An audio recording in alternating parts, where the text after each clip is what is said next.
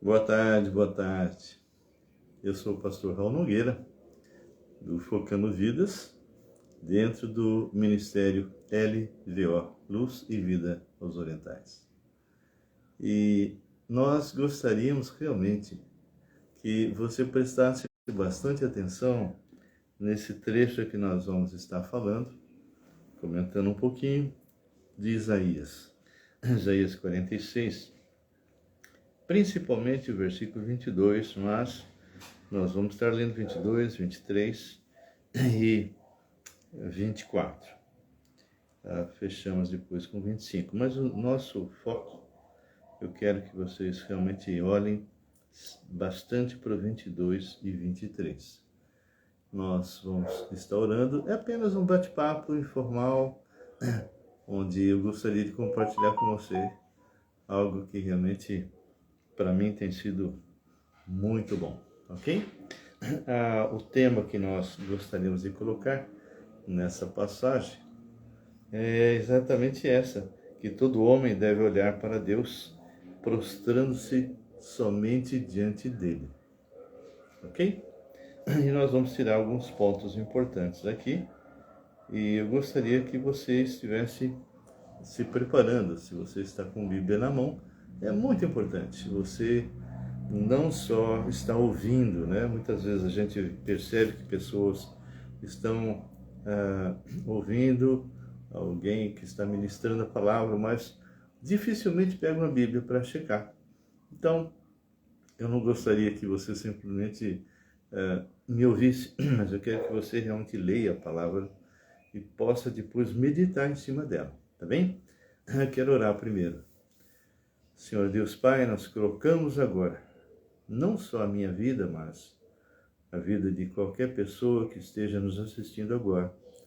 E que isso que vamos fazer, esse pequeno comentário, essa exposição bíblica, seja algo que venha a realmente tocar corações. E se alguém ainda não te conhece, que possa realmente se dobrar diante do Senhor. Nós entregamos esse tempo a teus cuidados. Eu sou limitado, Deus, e que teu Espírito então possa me conduzir, em nome de Jesus. Amém. Queridos, aqui o versículo 22, ele já começa dizendo assim: olhai para mim. Claro, quem está falando isso é Deus, ok? Olhai para mim e sede salvos, vós todos os termos da terra, porque eu sou Deus, eu sou Elohim, e não há outro. Por mim mesmo tenho jurado, da minha boca saiu o que é justo, e a minha palavra não tornará atrás. Diante de mim se dobrará todo o joelho, e jurará toda língua. De mim se dirá tão somente no Senhor a justiça e força. Até eles virão e serão envergonhados todos os que se irritarem contra ele. Mas no Senhor será justificado toda a descendência de Israel, e nele se gloriará. Bem, esse tema é bem interessante, porque realmente nós que somos evangélicos, somos cristãos, e eu não prego denominação, eu prego a palavra de Deus, ok? Eu não estou brigando por denominação nenhuma. Eu, particularmente, sou batista, mas eu sempre falo assim: se um dia os batistas se desviarem da palavra, eu deixo de ser batista, porque meu compromisso não é com os batistas, o meu compromisso é com Deus, ok? Então, o que eu tenho colocado nesses meus 43 anos que eu caminho é exatamente isso. Existe um Deus vivo que te ama. Existe um Deus vivo que quer ter um relacionamento pessoal com você. Só que a maioria das pessoas estão ouvindo uma ministração falsa, um evangelho errado, um evangelho falso, um evangelho que realmente não transforma e não liberta vidas. as igrejas, de uma forma geral, estão abarrotadas de pessoas, Mas em muitas delas, não digo todas, mas em muitas delas, a quantidade de mortos espirituais, que eu chamo de zumbi, aqueles que pensam que estão vivos, mas estão mortos, é muito grande. Então, o que ocorre, na verdade, é que muitos pregadores hoje estão oferecendo uma ministração que agrada o seu ouvido. Uma ministração que faz com que você realmente, poxa, que mensagem maravilhosa. Mas, se aquela pessoa que está ouvindo aquela mensagem maravilhosa não tem vida, nunca nasceu de novo em Cristo, nem sabe o que é isso, nunca realmente teve uma experiência com o Senhor, essa vida não vai mudar. É simplesmente algo meramente emocional, que toca a alma. Mas o nosso problema é o espírito. Todas as vezes nós temos que repetir. Todo homem, toda mulher que está nesse mundo e que não entendeu o Evangelho, que não conhece Jesus de forma experimental, ele está morto.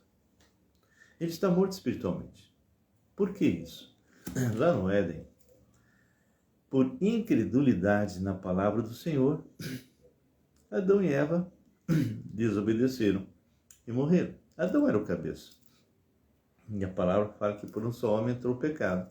E todos morreram. Então é muito interessante isso, porque lá no Éden, alguém desobedeceu e morreu espiritualmente. Começou a ficar doente da alma e começou a se degenerar no corpo. Ora, nós temos que reverter isso, temos que mudar isso. Porque quando nós entendemos quem é Jesus, quando nós entendemos quem é esse Deus maravilhoso, qual é a nossa situação perante Ele, nós vamos lançar fora todo ato religioso.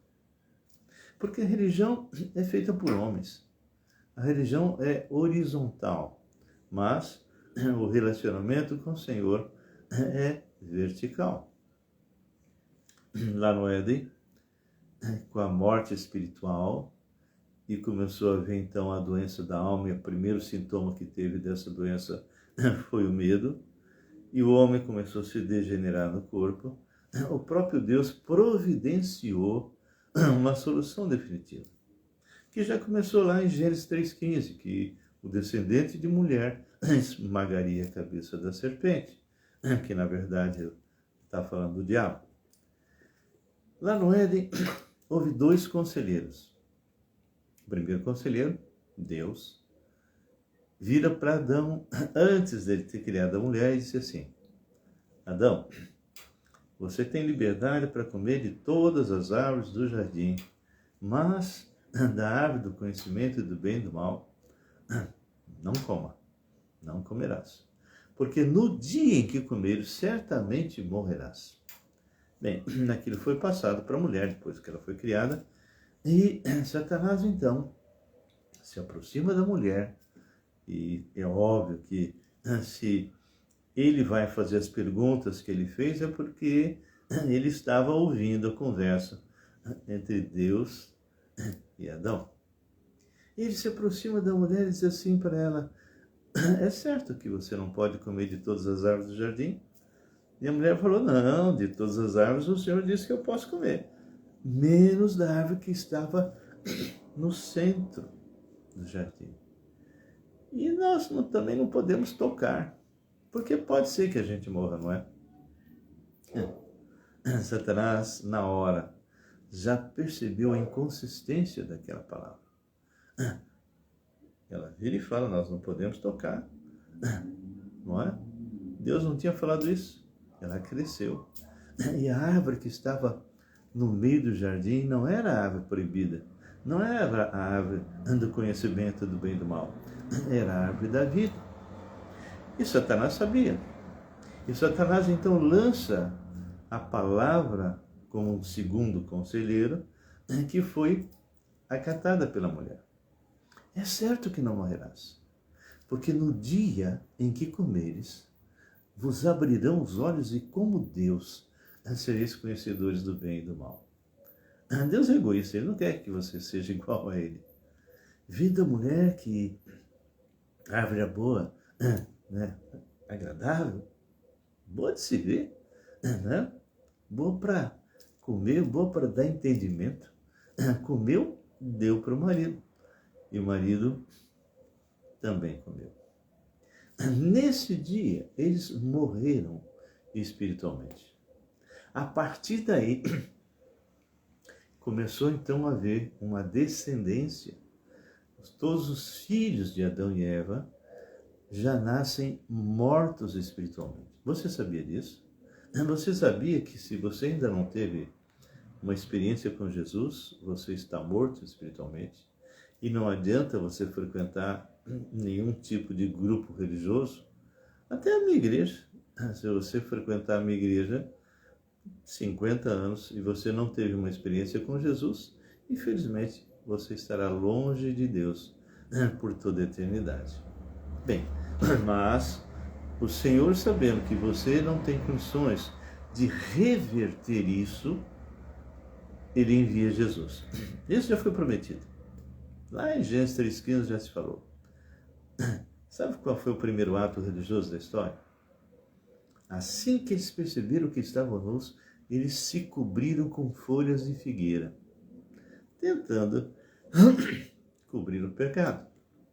Mas Deus se aproxima, e claro, quando eu falo Deus, nós temos um Deus triuno. Não foi o Pai, não foi o Espírito, mas foi o próprio Logos, o Filho, que se aproximou, porque a própria palavra diz que ninguém jamais viu a Deus, no sentido de Deus o Pai na sua glória, porque morreria.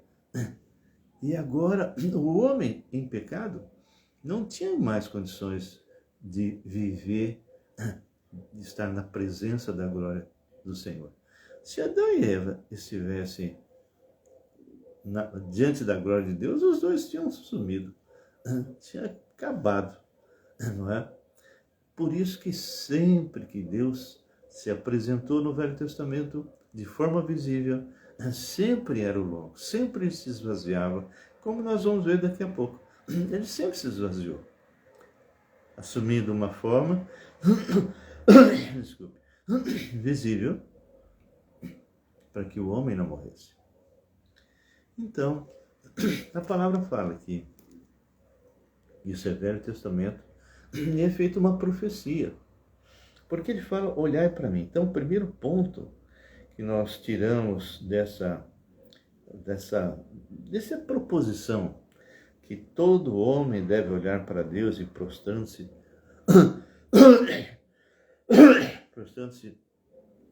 somente diante dele, nós tiramos o primeiro ponto. O primeiro é para ser salvo. Porque ele fala, olhai para mim e sede salvos. Ora, se a própria palavra está dizendo, olhai para mim e sede salvos, isso implica que existe um único momento em que você deixa de estar condenado à morte eterna, e passa a ter vida. É o único momento, é o momento do encontro, é o momento que você vai ter uma experiência com Jesus. Então, o primeiro ponto que a gente tira daqui é isso, ou seja, você tem que olhar para o Senhor para ser salvo. Segundo, você realmente tem que ter realmente o Senhor Jesus como o único meio de salvação, o único nome pelo qual importa que sejamos salvos. Você pode virar para mim e dizer assim, mas como é que você sabe que está falando de Jesus? Acontece que a palavra é uma profecia aqui. E diz assim, por mim mesmo tenho jurado, da minha boca saiu o que é justo. Quem está falando isso é o próprio Deus. E a minha palavra não tornará atrás. Diante de mim se dobrará todo o joelho e jurará toda a língua. Bom, então eu falei que o primeiro ponto tem que olhar para o Senhor para ser salvo. Segundo, para ser salvo, você tem que confessar Jesus como seu Senhor, porque Ele vai te dar certeza de salvação. Não é isso que ele está afirmando? olhai para mim e sede salvos? É isso. Então, que olhar é esse? Não é um olhar de ver no sentido físico, é um olhar espiritual. É você contemplar realmente o Senhor sabendo que Ele é o único meio de escape, o único meio para que você possa ser salvo. Se Ele está afirmando, olhar para mim e sede salvos, então você, se não olhou ainda para Ele, tem que fazer isso. Como é que eu sei que aqui está se referindo a Jesus? Porque aqui fala muito claro. Olha aqui. Diante de mim se dobrará todo o joelho e jurará toda a língua. Qual das três pessoas que alguém afirmou que todo o joelho se dobraria diante dele e confessaria que ele é Senhor? Vamos ver? Abra comigo agora em Filipenses. Filipenses é uma passagem maravilhosa. Aqui nós entendemos exatamente o momento em que esse escritor, ele coloca de uma forma muito clara diante de quem que todo joelho se dobraria. Abra então aí comigo, por favor, Filipenses capítulo 2, e nós vamos ler a partir do versículo 5. Bem, aqui fala sobre a gnoses. O nosso Senhor, ele vai esvaziar de sua glória e vai assumir a forma de servo. Mas ele teve um alvo, ele teve um objetivo ao fazer isso. Porque ele entra no mundo que ele havia criado por causa de você, por causa de mim. Então, nosso Deus, triuno, Pai, Filho e Espírito Santo, um só Deus, três pessoas com funções diferentes, foi através da segunda pessoa da triunidade que tudo foi criado. Tudo foi criado por ele e para ele. Se você tiver dúvida que foi o Filho quem criou, dá um passeio em João, capítulo 1, versículo 1, 2, 3, versículo 4, versículo 10, ok? E esse Deus se fez carne e habitou entre nós, cheio de graça, e vimos a sua glória, glória como do unigênito Filho do Pai. É no capítulo 1 mesmo de João, que fala que ninguém jamais viu a Deus. O Deus unigênito que está no seio do Pai é quem o revelou. Olá, Cláudio, você está comigo, meu querido? Boa tarde, pensei que eu estava falando quase que sozinho. Bem, então veja bem, esse Jesus, como eu disse, eu queria citar mais alguns versículos, não é? Abre lá depois em Colossenses, capítulo 1, versículo 15 em diante, Hebreus, capítulo 1, versículo 1, 2, 3, e você vai ver que foi exatamente o Logos quem criou todas as coisas. Então, essa passagem de Isaías, que fala que todo o joelho se dobrará diante dele, quem estava falando era Deus, se cumpre na pessoa de Jesus. Por isso que aqui em Filipenses começa assim. Paulo escreve: tende em vós o mesmo sentimento que houve também em Cristo Jesus. Pois ele quem? Jesus. Subsistindo em forma de Deus, ou seja, quando ele entra na história, quando ele se fez homem através de Maria, em tempo nenhum ele deixou de ser Deus. Ele simplesmente abriu mão da sua glória, do seu poder, temporariamente, sem nunca ter deixado de ser Deus, e nunca deixou de ter a sua glória, o seu poder, mas ele se esvaziou, que é a palavra gnoses. Ele se esvaziou para poder assumir a forma de servo. Quando ele fez isso, ele impediu que a glória dele matasse a cada um que estivesse no mundo ali. Por quê? Porque a natureza decaída, a natureza pecaminosa não suporta a glória do Senhor. Então, ele vai dizer assim no versículo 6, pois ele, subsistindo em forma de Deus, ou seja, continuando sendo Deus, não julgou como usurpação ser igual a Deus. Antes, a si mesmo se esvaziou, essa é a palavra gnose, assumindo a forma de servo e tornando-se em semelhança de homens e reconhecido em figura humana.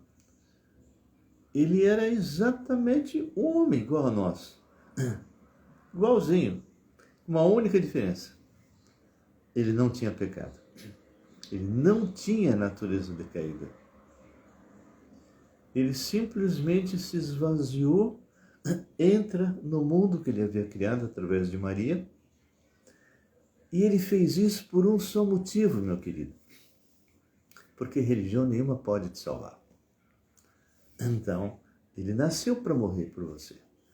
Quando ele vai para a cruz do Calvário, ele recebe nele toda a tua sujeira, a minha sujeira, desde o primeiro homem que nasceu até a última. E o Cláudio está cansado de ouvir que eu falo isso. Ele se fez pecado por nós. E a ira do Pai, que deveria cair sobre você, sobre mim, caiu sobre Jesus. Jesus morre a nossa morte. Esse é o evangelho vivo, real. E ele morre a tua morte, ele rasga o escrito de dívida que estava sobre você, sobre mim. Colossenses é uma passagem tremenda lá no capítulo 2, versículo 11 em diante. Ele fala exatamente isso, que o seu escrito de dívida foi completamente rasgado. Mas ele não apenas morreu, ele morreu e ressuscitou, está vivo. E aqui ele fala, olha só que interessante, no versículo 7. Antes, a si mesmo se esvaziou. Ele tomou a decisão de se esvaziar. Ele tomou esse cuidado. Porque se isso não ocorresse, não ficaria um vivo. Assumindo a forma de servo, tornando-se em semelhança de homens e reconhecido em figura humana, ou seja, todo mundo que olhasse para Jesus sabia que era um homem. A si mesmo se humilhou. Por quê? Porque ele é Deus. Queridos, ele é o Todo-Poderoso, Criador e sustentador de todo o universo. Dá um passeio lá em Colossenses 1:15 em diante. Todas as coisas foram criadas por ele e para ele. E tudo subsiste por causa dele. Nele está a vida. Ele é a luz dos homens. Então ele fala, a si mesmo se humilhou, tornando-se obediente até a morte e morte de cruz.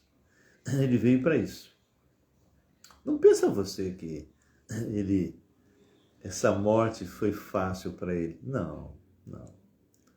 Ele chegou a estar no Getsêmani, suando sangue, em agonia, porque seria um momento terrível em que o Pai viraria o rosto para ele. Isso foi tão difícil, que ele falou, Pai, passe de mim esse cálice, mas não seja como eu quero, mas como tu queres. E ele completa aqui no versículo 9, pelo que também Deus, servindo a Deus o Pai, o exaltou sobremaneira e deu um nome que está acima de todo nome.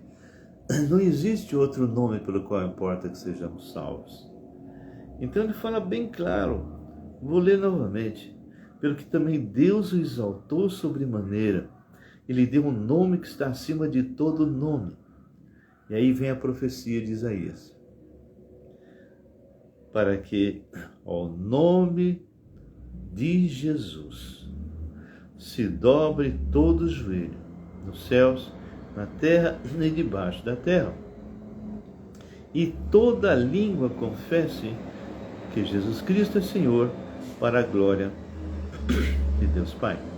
Então, quando nós entendemos isso, nós somos obrigados a nos dobrar diante do Senhor.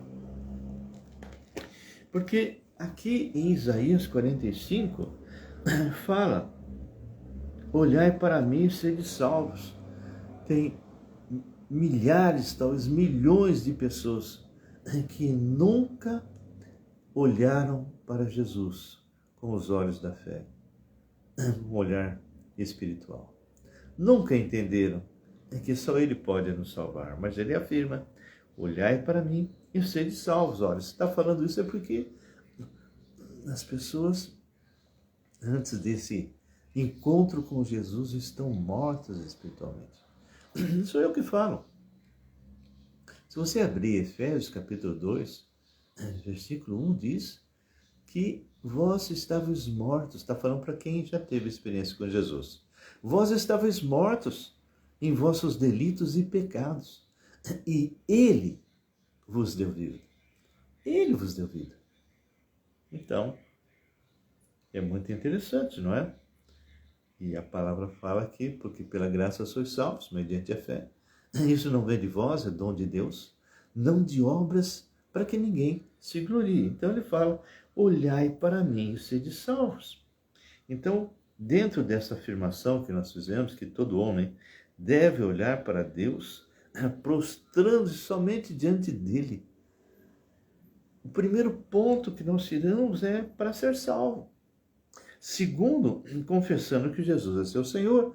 Não é isso que a palavra fala aqui em Filipenses, que diz, versículo 10 e 11, eu vou repetir: para que ao nome de Jesus se dobre todo joelho, nos céus, na terra e debaixo da terra, e toda língua confesse que Jesus Cristo é Senhor, para a glória de Deus o Pai. Então, terceiro ponto: ter certeza da sua salvação. Porque se você recebeu Jesus Cristo e Jesus passou realmente a ser seu Senhor e Salvador, a partir daí você não está mais morto. A partir daí você está vivo. E nós realmente entendemos que só tem duas opções: ou você continua morto espiritualmente e vai para o inferno, ou você tem um encontro com Jesus para ser salvo. Porque pela graça, é favor imerecido. A palavra fala: mas a todos quantos o receberam, deu-lhes o poder de serem feitos filhos de Deus, a saber, os que creem em seu nome. E Jesus fala para você hoje, se você ainda não teve essa experiência com Ele: em verdade vos digo, quem ouve a minha palavra e crê naquele que me enviou, tem a vida eterna. Não entrará em juízo, mas passou da morte para a vida. Bem, eu não sei. Eu sei que o Cláudio já tem. O Cláudio já é servo de Deus. Ele, Roberto, não é? Mas eu não sei se você que está assistindo ou vai assistir, se você já tem Jesus como teu Senhor e Salvador. Uma coisa eu sei, aqui fala: de qualquer forma, um dia você vai ser dobrado diante do Senhor e confessando Ele. Só que se você morrer sem Ele, você vai fazer isso, mas estará longe dele por toda a eternidade. Mas a palavra fala, eu vou repetir: em verdade vos digo, quem ouve a minha palavra e crê naquele que me enviou, tem, não é terá, pode ser, se você fizer isso ou aquilo, tem a vida eterna. Não entrará em juízo, mas passou da morte para a vida. Mas se você não tem esse Jesus ainda, Hebreus 9:27 fala algo que não é muito bom. Ao homem está ordenado morrer uma só vez. Depois disso, juízo. Bem, querido, eu não vim aqui para falar aquilo que você quer ouvir, mas eu vim aqui para falar para você que existe um evangelho que pode te transformar, te libertar de verdade. Um evangelho que não ameniza, não passa a mão em sua cabeça. Um evangelho que diz: querido, você ainda está morto espiritualmente. E você precisa ter vida em Cristo. Você precisa nascer de novo em Jesus. Nenhuma religião salva. Todas as religiões têm 5 mentiras. E você, uma hora eu vou falar aqui sobre essas 5 mentiras. Mas olha, eu confesso que é uma perda de tempo você passar por esse mundo. Eu mesmo estava passando por esse mundo sem conhecer Jesus Cristo. Eu iria morrer e estaria por toda a eternidade num lugar terrível. Mas por misericórdia, há 43 anos, eu entendi que eu estava perdido. Eu entendi que Jesus Cristo era o único nome pelo qual eu podia ser salvo. Me arrependi dos meus pecados e convidei Jesus para ser meu Senhor e Salvador pessoal. Você gostaria de fazer essa oração? Então, eu vou primeiro orar por você. E depois eu vou convidar você para fazer essa oração de coração. Não adianta falar de boca. Não é? Então, eu vou orar agora. Então, se a palavra de Deus tocou a tua vida, tocou o teu coração, preste atenção. Senhor Deus Pai, nós colocamos agora a vida de qualquer pessoa que está nos assistindo, que ainda não teve uma experiência com o Senhor Jesus. Porque a tua palavra diz que o Senhor Jesus morreu por todos os nossos pecados, passados, presentes e o que vamos fazer até o último dia da nossa vida. Pagou o preço, morreu em nosso lugar, mas ele foi sepultado e ressuscitou, está vivo, para nos declarar diante do Pai, nos declarar justos diante do Pai. Então, Senhor, ouça a oração de qualquer pessoa que está aqui, que queira realmente ter um encontro verdadeiro contigo. E que teu Espírito possa tocar essa vida de forma especial. É o que eu te peço em nome de Jesus. Amém. Amém. Então, se você gostaria de ter esse encontro, eu peço aí para o Cláudio já ir orando por qualquer pessoa que venha a realmente orar, não é? Então, vamos orar. Então, de coração, não de boca, diga: Senhor Jesus, eu preciso do Senhor. Eu preciso do Senhor. Eu entendi que eu estou morto espiritualmente, que eu tenho uma natureza decaída. E se eu morrer no estado que estou, estarei longe do Senhor por toda a eternidade.